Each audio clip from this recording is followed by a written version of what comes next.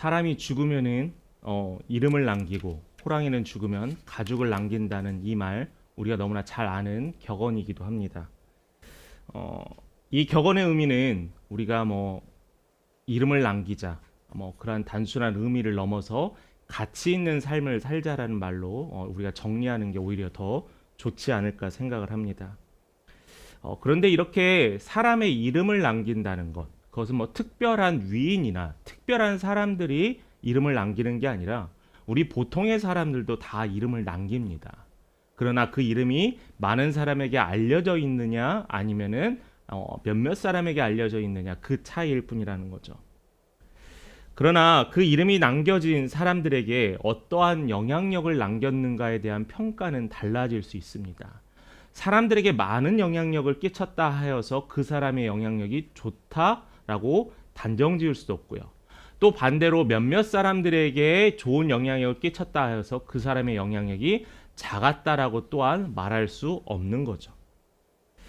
그렇다면 여러분들에게 질문을 하나 해보겠습니다. 여러분들은 여러분들의 후세의 사람들 아니면 여러분들의 가족이나 자녀들에게 또 후세의 자녀들에게 여러분을 어떤 평가를 받으실 수 있겠습니까? 제게는 이런 소망이 있습니다. 예전에 학생 때도 그런 비석에 어떤 이름을 쓸까 이제 그런 시간도 있었었는데 저는 이 사람은 참 하나님을 사랑하는 사람이었다라는 평가를 받고 싶습니다. 그 평가면은 만족할 것 같아요. 훌륭한 일을 했다 그런 것보다 하나님을 참 사랑했다라는 평가가 저에게는 그 어떤 것보다 더 위로가 되고 힘이 될 것 같습니다. 이렇게 우리는 사람들에게 영향을 끼칩니다. 그런데 반대로 우리는 영향을 받기도 하죠. 우리가 누군가에게 다 영향을 받습니다. 특별히 10대 아이들 보세요. 유행이 정말로 빠르게 지나갑니다. 누가 화장을 어떤 색조 화장을 하면 아이들이 다 그 색조 화장을 하고 어떤 옷이 마음에 들고 유행하기 시작한 모든 친구들이 그 옷을 입고 그렇게 친구들의 영향을 받습니다. 또 간혹 가다가 정말 좋은 영향도 있는데 교회를 다니는 친구가 그 친구들에게 영향을 줘서 신앙생활을 시작하게 하는 영향력도 줄 수 있다라는 거죠. 마치 이 10대들은 특별히 이 10대들은 정말 스폰지 같아가지고 물을 머금는 스폰지 같아서 주변의 영향을 엄청 빠르게 받아들입니다. 그래서 부모님이 항상 하는 얘기가 있죠. 좋은 친구 사귀라. 왜냐하면 좋은 친구에게 영향을 받으라라는 거죠. 그래서 부모님들은 매 새 학기마다 기도합니다. 좋은 선생님 만나게 해달라고. 누군가에게 이렇게 영향을 끼치고 누군가의 삶의 방향을 틀 수 있고 맞출 수 있는 이 영향력을 갖고 있다는 것은 우리에겐 분명한 책임감이 있어요. 제가 이 시간에 여러분들에게 말씀을 선포하고 있는 이 강단에 서 있지만 이 자리도 저는 무한한 책임감을 듭니다. 목회자로서, 설교자로서, 또한 그리스도를 전하는 선포자로서 책임감이 느껴집니다. 그런데 우리가 이 책임감을 느끼면서 신앙생활을 하는데 교회를 떠난 사람들의 많은 사람들의 가장 중요한 가장 컸던 이유가 뭔지 아세요? 사람 때문에 떠났어요. 목회자도 있고요. 또 때로는 같은 성도도 있고요. 같은 구역의 식구도 있습니다. 제가 지금 교단에서 하는 작은 교회 연합 모임을 지금 전국적으로 좀 하고 있는데 거기에서 이제 개척을 하신 분이 이제 개척을 하시고 한 성도가 50여 명 정도 늘었대요. 근데 그전에는 그런 교회 안에 다툼이 없었는데 성도가 조금 늘었는데 교회 안에 다툼이 생기기 시작했다. 목사님이 적은 성도인데도 성도들끼리 다투는 것 때문에 힘들어한다고 합니다. 우리 안에는 다툼이 없죠? 네. 차라리 목사님 다퉜으면 좋겠으며 성도가 늘었으면 좋겠으며 각양각색의 생각도 있을 수 있지만은 그런데 여러분 사람 때문에 교회를 많이 떠난다라는 거예요. 혹시 여러분 이런 생각해 보세요. 누군가가 나 때문에 신앙생활을 버려버린다. 누군가 나 때문에 교회를 다니지 아니한다. 이것은 너무나 크고 마음이 아픈 일이에요. 하나님 보시기에 얼마나 마음이 아프고 하나님 보시기에 우리가 얼마나 죄송스러울까요? 그러나 반면에 나를 통해 누군가가 예수를 만나고 신앙생활을 시작한다면 그건 너무나 칭찬받고 좋을 일인 것 같습니다. 여러분들이 나중에 천국에서 예수님 앞에 하나님 앞에 섰는데 내가 한 영혼을 하나님께 데리고 왔습니다. 자랑스럽게 얘기할 수 있는 그날이 되기를 저도 간절히 소망합니다. 그러한 삶이야말로 우리가 흔히 말하는 축복의 통로라고 이야기하는 거예요. 자, 그런데 그 축복의 통로가 됐던 사람은 누구냐? 바로 오늘 본문의 바울이었다는 거죠. 이 바울은 진정 축복의 통로였습니다. 자신의 상황과 자신의 신분이 중요하지 않았어요. 죄수 신분임에도, 사람들의 재판장의 범죄인 신분임에도, 또한 때로는 자기 아픈 환자임에도, 자신이 어느 지역에 위치해 있건 간에 그는 항상 자신의 사명이 무엇인지 알았어요. 한 영혼을 사랑하고 한 영혼을 살리는 게 그의 사명이고 사명이었습니다. 그게 바울의 삶이었다는 거죠. 이 바울 그 한 사람 때문에 많은 사람이 예수를 알게 됐고, 많은 사람이 회개를 하게 됐고, 많은 사람이 천국을 소유하게 되었다라는 거예요. 이것만큼 큰 영향력을 가진 사람이 어디 있겠습니까? 그렇다면 여러분들은 무엇을 하시겠어요? 그게 우리 첫 번째인데, 지난주에 이어서 우리가 말씀이 계속 이어집니다. 바울과 수많은 그 배 안에 타고 있는 약 280여 명의 사람들이 배를 타고 2주간 약 14일 동안 풍랑에서 거친 풍랑에서 살아왔습니다. 배가 파도와 바람에 휩쓸려서 아드리아 해에 이리저리 휩쓸리다가 좋은 징조를 발견합니다. 깜깜한 상황이었는데도 노련한 선원들은 파도 소리가 들리기 시작해요. 이 파도 소리가 들린다는 말은 뭐냐면은 배가 점점 육지와 가까워진다는 말이거든요. 이 선원들은 이 배가 가까워진다는 마음에 그들은 기대했습니다. 왜냐하면 그들은 이제 이 폭풍우에서 벗어날 수 있기 때문이죠. 근데 반대로 불안하기 시작했어요. 배가 보이지 않는 어둠 속에서 육지로 다가가다가 암초를 만나서 배가 부서지게 되면 자신들이 죽을까요? 걱정하고 두려워했습니다. 이 복합적인 마음에 이들은 무엇을 했냐면 29절의 말씀을 함께 볼게요. 29절의 말씀에 보면 암초에 걸릴까요? 고물로 단넷을 내리고 날이 새기를 어떻게 한다고 그랬죠? 고대한다고 했어요. 고대. 여러분이 아시고 우리가 사용하는 그 고대가 맞아요. 그런데 이 고대를 조금 더 들어가면 이게 뭐냐면 간절히 기도하고 소원한다는 말의 의미가 있거든요. 그러니까 이들이 그냥 고대한다는 게 하나님께 기도하는 건 아닐 수도 있습니다. 바울은 하나님께 물론 기도했겠죠. 그런데 이들이 기도하고 소망했다는 거예요. 왜냐하면 그들은 이 기도 외에는 어떤 것도 할 수 있는 게 없었어요. 왜냐하면 이미 닷도 내리고 이미 물건도 다 버리고 할 수 있는 걸 다 했지만 그들은 아무것도 이제는 할 수 있는 게 없어서 오로지 기도하는 것밖에 없었다는 거죠. 저는 이들의 기도하는 모습을 보면서 우리가 지난주 목장 시간에 나눴던 행동하는 그리스도인에 대해서 이번 주 되게 묵상을 좀 많이 했습니다. 머리에 계속 남더라고요. 행동하는 그리스도인. 그럼 나는 무슨 행동을 하면서 그리스도인으로서 살아왔는가? 하나님의 정의라고 이야기하면서 왜 그 정의, 내가 생각하는 정의에 모든 사람은 다 동의하지 않는가? 예수님도 그 당시에 하나님의 나라에 선포했는데 그들이 하나님의 나라에 대해서 받아들이지 못했으니까 나는 거기에 대해서 당당하다. 이렇게 그냥 끝낼 만한 일인가? 저도 물론 제가 생각하는 하나님의 말씀의 정의와 공의가 행동으로 나타나는 데는 사실 저도 부족함이 있습니다. 목사님 저 너무 힘들잖아요. 저의 상황이 이렇잖아요. 우리의 상황이 이렇잖아요. 제가 조금 더 시간이 지나고 할게요 라는 핑계도 너무나 많이 있었다는 거죠. 또 이런 생각도 있습니다. 이걸 해도 될까? 내가 해도 될 수 있을까? 걱정도 합니다.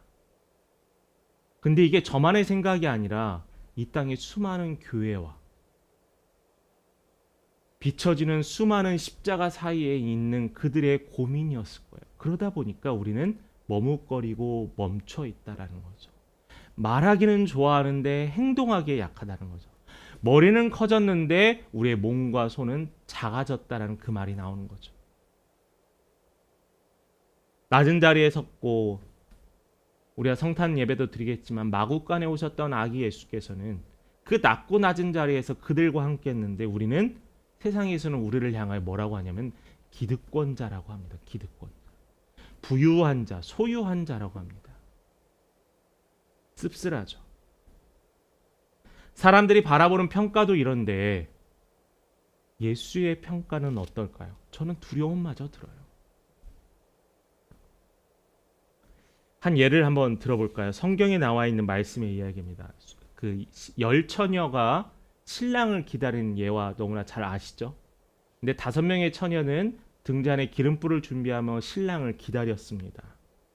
그들은 신랑이 온다는 사실을 들었고 그 신랑이 와서 불을 밝힐 불을 준비했다는 거죠. 이들은 행동했다는 겁니다. 반대로 신랑을 맞이하지 못했던 5명의 처녀들은 어떻어요? 그들은 그냥 신랑만 맞이하고 기다리고 있었어요. 아무것도 행하지 않았어요. 또 다른 예화가 있죠. 1달란트를 받았던 그 종은 그 1달란트를 땅에 묻어져서 주인이 올 때까지 기다렸습니다. 반면에 2달란트, 5달란트를 받은 종들은 그 돈을 가지고 장사를 하거나 불려서 주인에게 드렸습니다. 이 두 이야기의 공통점이 뭐예요? 다시 오실 예수 그리스도, 하나님의 나라를 위하여 여러분들은 무엇을 준비하고 있냐라는 거예요. 계속 그냥 자리에 앉아서 회개하고 기도하고 말씀 듣는데 멈춰 있지 않느냐라는 거예요. 하나님은 이 시대에 나를 향해서 하나를 들었으면 하나를 행하라라고 하셨는데 왜 우리는 내가 완전할 때까지 기다리고 그날을 위해서 왜 우리는 멈춰 있냐라는 거죠. 곳간에 재물을 위해 있나요? 아니면 각자의 바벨을 쌓고 있나요? 혹시 나는 선택받았다, 난 택함 받았다. 그렇지만 나는 하나님의 나라를 위해 무엇을 하고 있냐라는 거예요. 여러분, 여러분에게 도전할 주제를 하나 드립니다. 예수가 계신 곳을 찾아가시기 바래요. 예수가 계신 곳. 교회 안에 있습니다. 그러나 교회 안에만 계신 분이 예수가 아니에요. 가난한 자들, 눌린 자들, 소외된 자들, 아픈 자들을 향하여 예수는 늘 그들과 함께 있었다라는 거예요. 행동했으면 좋겠습니다. 그들을 도와주세요. 나누세요. 내가 넉넉해서, 내가 부유해서 나누는 게 아니에요. 예수가 하셨기 때문에 우리는 따라하는 거죠. 예수께서는 분명히 이야기하셨어요. 우리가 이 땅 가운데서 천국의 소망뿐만 아니라 나눔의 기쁨도 주셨다는 겁니다. 그래서 우리는 그 기회를 누렸으면 좋겠어요. 제가 자주 드렸던 예화이긴 한데 핸드폰이 계속 점점 좋은 기능이 나옵니다. 근데 그 좋은 기능이 비싼 돈을 주고 내가 샀는데 그걸 사용하지 않아요. 그럼 그 값어치는 별거 없다라는 거죠. 내가 사용해야 한다는 거죠. 내가 활용해야 한다는 거죠. 예수의 말씀도 예수의 명령도 내가 활용해야 되는 거예요. 왜냐하면 내가 그 활용을 통하여 다양한 것들을 체험하고 경험할 수 있기 때문에. 어떤 이들은 예배를 통해서 회복을 체험합니다. 어떤 이들은 나눔을 통해서도 회복을 체험하고요. 어떤 이들은 교제를 통해서도 회복을 체험합니다. 이 모든 것이 하나님이 주신 기회인데 왜 우리는 몇 가지만 가지고 이 땅에서 기쁨을 누리려 하냐는 거예요. 그래서 저는 기회를 주신 하나님께 감사하고 여러분이 도전했으면 좋겠어요. 2025년에 나누는 여러분, 섬기는 여러분이 되었으면 좋겠습니다. 그런데 사실 우리는 연약해요. 말씀을 한번 다시 볼까요? 풍랑이 잦아들고 육지인가 섬인가가 가까워지자 이 배 안에 있던 사람들의 연약한 모습이 드러나게 됩니다. 이들은 날이 밝자마자 배를 띄워서 자기들 먼저 살아서 도망가려 해요. 언제 다시 풍랑이 일어날까 두려워하여서 도망갔습니다.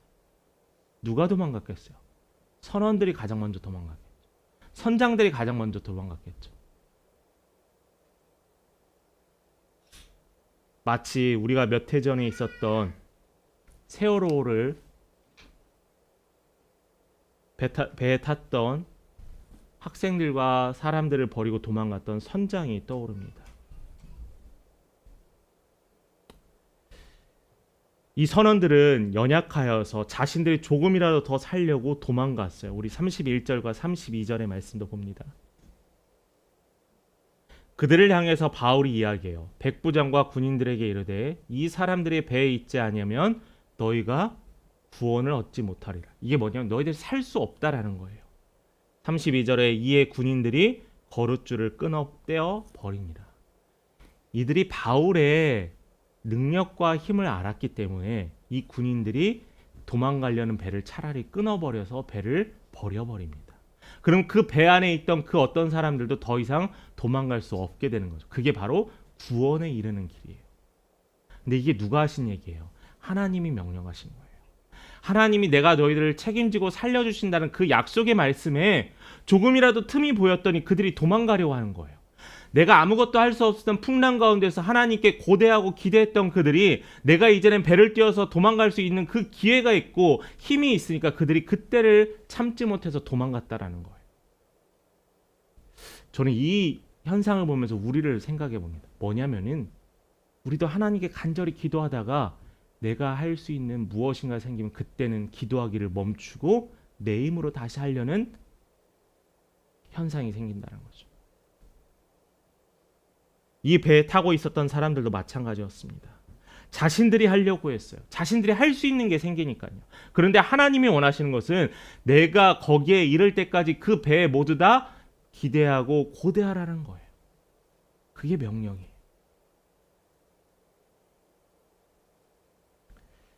그들을 인도하시고 그들을 풍랑 가운데서 가까운 해안으로 인도하신 분은 하나님이세요. 그렇다면 우리는 그 하나님을 신뢰하고 끝까지 믿고 따라야 한다라는 거죠.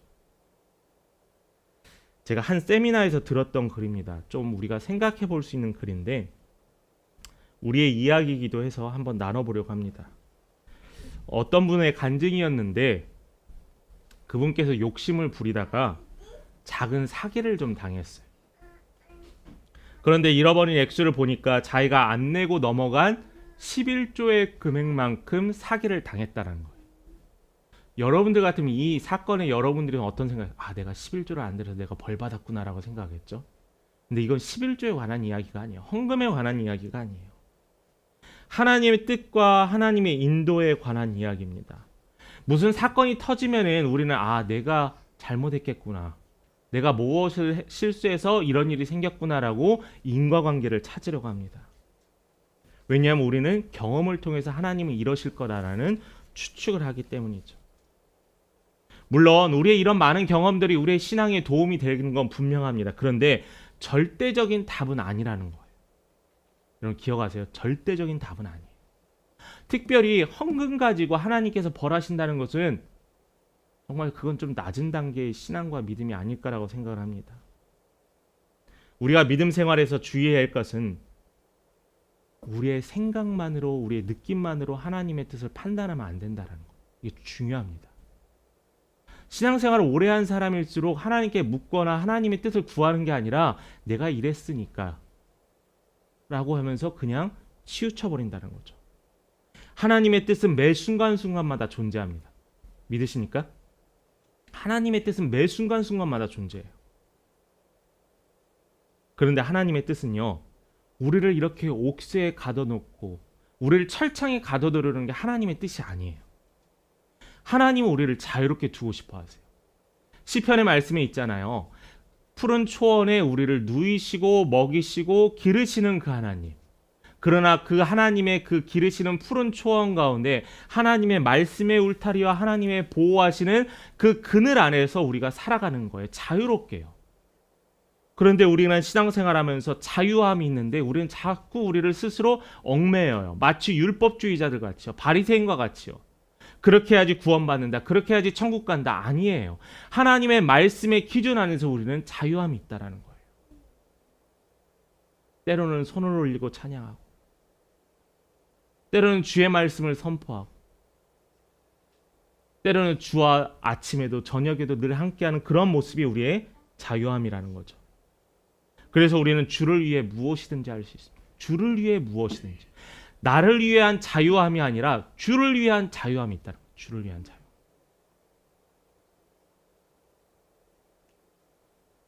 또한 하나님께서 한 가지의 더 증거를 보여주는 33절과 34절입니다. 우리 성도님들이 함께 같이 좀 읽어보도록 하겠습니다. 33절과 34절입니다. 시작. 날이 새어가매 바울이 여러 사람에게 음식 먹기를 권하여 이르되 너희가 기다리고 기다리며 먹지 못하고 죽인지라 오늘까지 열나흘인즉 음식 먹기를 권하노니 이것이 너희의 구원을 위하는 것이요 너희 중 머리카락 하나도 잃을 자가 없으리라 하고. 아멘. 이 명령은 단순한 게 아니에요. 그냥 먹지 말라는 의미가 아닙니다. 이것은 믿음이 행동으로 이어집니다. 여러분, 출렁거리는 배에서 음식을 먹는 거 정말 어렵습니다. 아무리 큰 배여도 출렁거리는 파도에서는 몸이 흔들려요. 그리고 그들은 14일 동안 풍랑 가운데서 죽음의 위기를 겪고 있고 지금은 배에 앉아서 기다리래요. 그런데 바울이 하나님의 명령을 전합니다. 뭐라고요? 음식을 먹으래요. 음식 먹는다는 게 뭐예요? 여러분, 불편한 상황에서 음식이 소화가 잘 돼요? 안 돼요. 저랑 1대1로 식사를 한다고 생각해 소화가 잘 돼요? 잘 되죠. 네. 고개를 좌우로 흔드는 게 아니라 위아래로 흔들어야 합니다. 불편한 사람과 불편한 자리에서 1대1로 식사하거나 불편한 상황에서 밥을 먹는 거 불편합니다. 소화도 잘 안 되고 체한 것 같아요. 이들은 거친 풍랑 가운데서 죽을 위기 가운데서도 밥을 먹으려. 이 말은 뭐냐면은 너희들이 하나님이 살리실 것을 믿으면은 안정되게 음식을 먹으라는 거예요. 바울은 이 위기 속에서도 음식을 먹으라 하시는 하나님, 또한 생명을 지켜주시는 하나님께 감사했습니다. 사람들은 바울이 신기했어요. 바울은 왜 저 상황에서 이런 행동과 이러한 말을 하지? 근데 그것은 바로 바울은 하나님을 향한 믿음과 신뢰가 있었기 때문이에요. 예수를 따르는 수많은 자들은 결단했습니다. 물고기를 잡기 위해서 그물을 내렸고요. 오병이의 떡과 물고기를 바구니에서 사람들에게 건네줬습니다. 예수께서 가라, 땅끝까지 이르러 내 증인이 되리라라는 그 명령에 그들은 나갔어요. 믿음은요, 행동으로 이어져요. 여러분들의 믿음은 행동으로 이어진다는 거죠. 지금 단순하게 음식을 먹고 안 먹고의 문제가 아니라 하나님의 말씀에 그들이 따르느냐 따르지 않느냐의 과제라는 겁니다. 그렇다면 여러분, 이 하나님의 명령에 일하시는 하나님을 바라보고 그 말씀에 순종하시는 여러분 되시기 바라요. 그럴 때 여러분, 거친 풍랑 가운데 나를 보호하시는 하나님을 만날 수 있다는 거예요. 그게 믿음입니다. 마지막 세 번째는 뭐냐면은 오늘 말씀의 주제였던 한 사람이 수많은 사람들을 살릴 수 있다는 거예요. 엄청난 풍랑이 일고 있는 가운데 어두운 바다 가운데 한 줄기 빛이 비쳤습니다.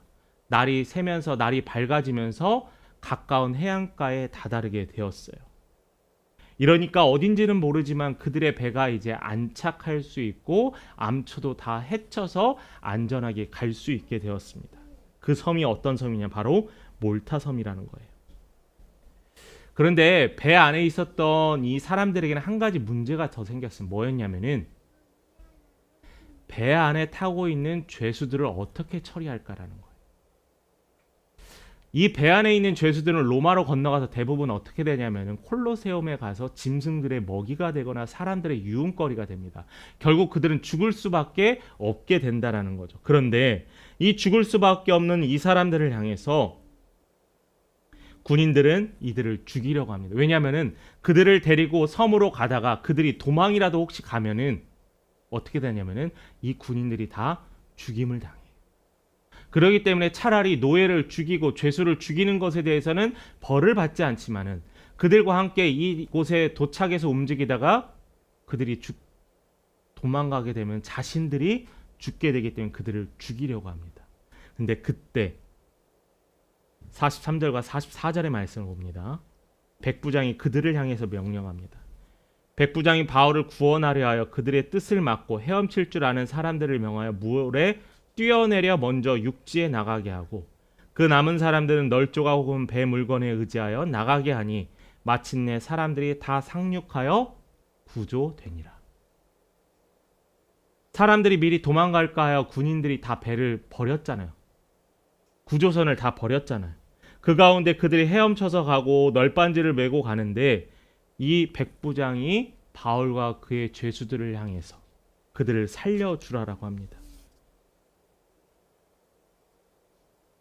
이 백부장은 바울이 죄수이긴 하지만은 대단한 사람인 걸 알고 있었고요. 이 사건을 이 배에서 14일간의 시간을 경험하면서 이 바울은 죄인이 아니고 특별한 사람이다라는 생각을 하게 됐습니다. 자, 그렇다면 여러분 여기서 생각해 봅시다. 바울을 살린 사람은 백부장일까요? 아니에요. 바울과 죄수를 살린 사람은 백부장이 아닙니다. 누가 살렸냐면 바울이 죄수를 살렸어요. 이 배에 타고 있는 선장과 선원과 상인들의 목숨을 누가 살렸냐고요? 바울이 살렸어요. 누구를 통하여서요? 하나님을 통하여서. 그래서 이것은 결국 뭐냐면 누가 하셨죠? 하나님이 하셨다라는 고백입니다. 이 놀라운 일을 누가 하셨냐면 하나님이 하셨다라는 거예요. 누구를 통해서? 바울을 통해서요. 그래서 오늘 말씀의 제목이 그 한 사람. 하나님이 사용하시는 그 한 사람. 하나님이 생명을 주시는 그 한 사람이 여러분이 되면 얼마나 감사할 일이에요. 제가 되면 얼마나 감사할 일이고 우리가 되면 얼마나 감사할 일입니까? 바울의 믿음을 통하여서 사람들이 변화되게 되고요. 바울의 믿음을 통하여서 하나님을 알게 되고요. 바울의 믿음을 통하여서 하나님이 그들을 살리게 되었습니다. 하나님은 바울만 살려도 됐어요. 왜냐하면 아직 바울에게는 하나님의 이루지 못한 명령이 있기 때문이죠. 그러나 하나님께서는 이 바울을 통하여서 이 배 안에 약 있는 280여, 270여 명의 사람들이 생명을 얻게 되었다는 거죠. 저는 그래서 하나님이 택한 이 한 사람이 중요하다라는 거예요. 아브라함을 통해서 그의 민족이 구원을 얻게 되고요. 야곱을 통해서 그의 70여 명의 가족들이 생명을 유지하게 됩니다. 바울을 통하여서 베드로의 설교를 통하여서 3,000명의 사람들이 성령을 받고 구원을 체험하게 돼요. 한 사람을 통해서 일하셨다니까요. 이 시대를 통하여서 우리 가정을 통하여서 우리 교회를 통하여서 하나님은 여러분을 사용하길 원하신다는 거죠. 우리 로마서 5장 12절의 말씀 영향력에 대해서 한번 같이 나눠봅니다. 로마서 5장 12절 우리 함께 같이 봉독하겠습니다. 시작. 그러므로 한 사람으로 말미암아 죄가 세상에 들어오고 죄로 말미암아 사망이 들어왔나니 이와 같이 모든 사람이 죄를 지었으므로 사망이 모든 사람에게 이르렀느니라. 자, 여기에 한 사람이 누굴까요? 아담. 하나님의 말씀에 대한 불순종으로 말미암아 모든 사람에게 죄가 임하였습니다. 그 전에는 죄가 없었던 그들 가운데 이제는 이 아담을 통하여서 모든 사람에게 죄가 이어져 오게 됐어요. 그래서 우리는 태어났을 때부터 원죄라는 불신에 대한 죄를 갖고 태어나게 되는 거죠. 그 한 사람의 영향력이 이렇게 되었습니다. 성경에서는 아담을 첫 번째 사람이라고 이야기하고요. 예수님을 두 번째 아담이라고 이야기합니다. 아담과는 다르게 전혀 다른 영향력을 끼친 예수를 한번 봅니다. 예수로 말미암아 우리는 생명을 얻었습니다. 예수로 말미암아 예수의 십자가로 말미암아 우리는 영원히 살 수 있는 생명을 얻을 수 있는 기회가 되었고 하나님의 자녀가 되는 놀라운 은혜의 축복이 있게 되었다라는 거죠. 그 말씀을 한번 증거를 찾아볼까요? 요한복음 1장 12절과 13절의 말씀입니다. 함께 같이 봉독합니다. 영접하는 자, 이름을 믿는 자들에게는 하나님의 자녀가 되는 권세를 주셨으니 이는 혈통으로나 육정으로나 사람의 뜻으로 나지 아니하고 오직 하나님께로부터 난 자들이니라. 영접하는 자, 예수라는 사람을 통하여서 영접하는 자에게는 영생을 주신다는 말씀의 증거가 이 우리가 읽은 로마서 1장만이 아니라 수많은 말씀에 기록되어 있어요. 로마서에도 다 기록되어 있고요. 이 말씀이 기록되어 있어요. 이 똑같은 말씀이 바울이 로마 교회를 향해서 이야기하거든요. 예수를 영접하면요, 신분이 바뀌어요. 죄인에서 주의 자녀로요.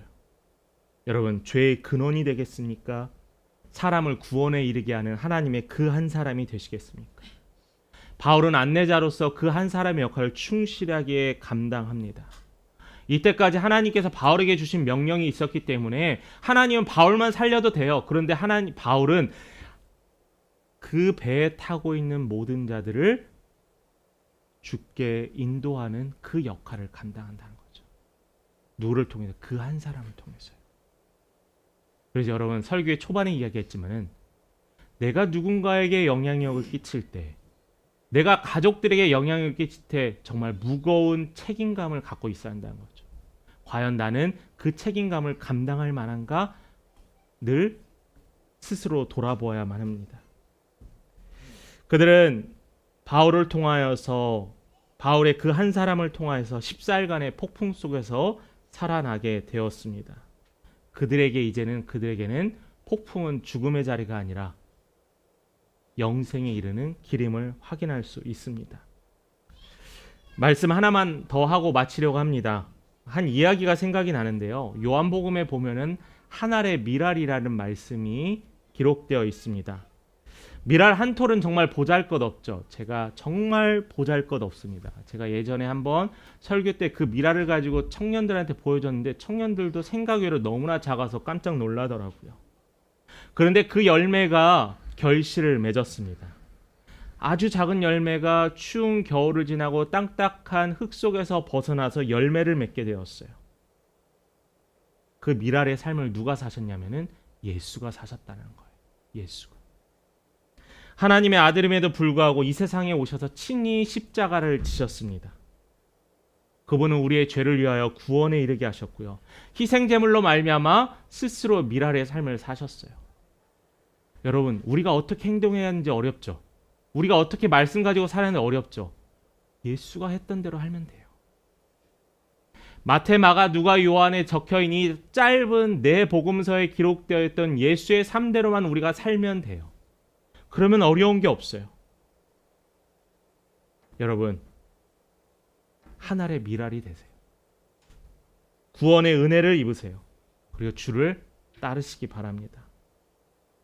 그래서 여러분, 바울과 같이 여러분들도 하나님의 그 크신 역사에 사용하시는 그 한 사람이 되기를 간절히 소망합니다. 하나님이 지정하시고 하나님이 사용하실 그 한 사람, 그 한 사람이 여러분이 되시고 여러분을 통하여 하나님의 새로운 역사가 쓰여지기를 간절히 기도합니다.